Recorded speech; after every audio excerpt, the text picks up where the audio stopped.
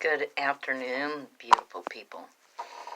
Now, my twin brother, yes, I'm sitting on the toilet that's got a squeaky lid to it. Oh well, deal with it because I am. Well, my brother finally got up at work, came home, paid a few of his bills. Then we went to, where we live at in Texas, we don't have a Kroger. We don't have, what else is there? Kroger or anything like that. It's called H-E-B, grocery store. Now, just when we're fixing to walk in, this guy had put down this bag, like a recyclable bag, way before he even got to the door. Because I was standing there, I told my twin brother to go get a buggy. And while I'm standing there, I'm seeing this whole thing play out. He had like one of those recyclable bags that you can buy at H-E-B. He had a few items up in the bag. A few. Couldn't have been more between the bag itself and items, $10, $15 at the most. He put the bag down and walked out. Here comes several store employees. I mean, literally trying to tackle this man at the door. Now, the blonde was overzealous. The blonde-headed lady. Number one, she didn't have a name tag up on her stating that she was an H-E-B employee. All she had was just her civilian clothes, and rightfully so. You're only working at a grocery store. So, but she did not have an H-E-B employee tag up on her. She's out there yelling at this guy, "Get in there! Get in! Back up in the store! Get in there!" And I'm standing there going, whoa. Number one, he didn't walk out with the items. He dropped those items that were in the bag about 10 feet from the door. So he wasn't stealing. He could have. He could have walked up out the store. That's stealing. But he dropped the items that were in the bag and the bag itself 10 feet from the door. Maybe about 12 feet from the door, if that much. Probably about 12 feet from the door, I'm guessing. Now, my twin brother and I, we're done doing our shopping. We are leaving the store. 5 KPD, 5 Killeen PD officers there. 5 squad cars. There may have been 2, but it could have just been 1 officer in each squad car. Could have been 2 officers in each squad car. I don't know. But 5 of them there, and DPS was pulling up just when I'm leaving. Number one, I wouldn't want to be up on that jury. I would demand to watch that video. He dropped that bag with those items in it 15 feet from the door. 15 feet from the door. I understand about prosecuting, and I'm wholeheartedly for it for people that steal. But he didn't walk out the door with those items. No, he did not. He dropped those items while he was still in the store 12 feet from the door.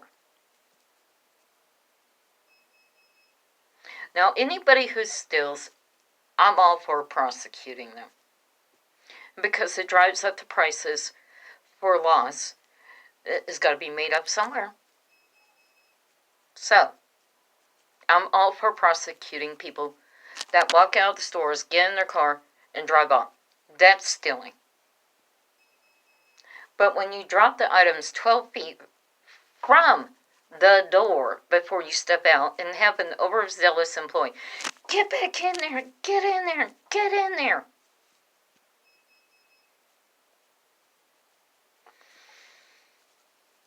I wouldn't want to be up on this jury.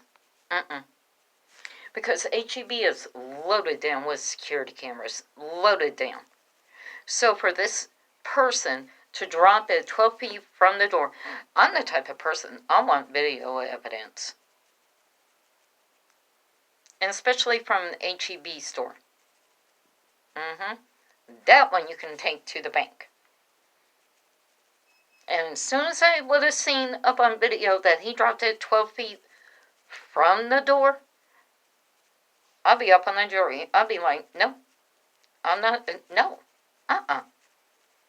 There is no way. That's an acquittal right there. He did not walk out with those items. And HEB, we got to talk about this overzealous employee. I know she's doing her job. I know that. I understand that. But yelling at a person like that, get back up in the store, Number one, she was there by herself. The other employees didn't come to the door yet, let alone the HEB security guard was not at the door yet. She could have been seriously hurt.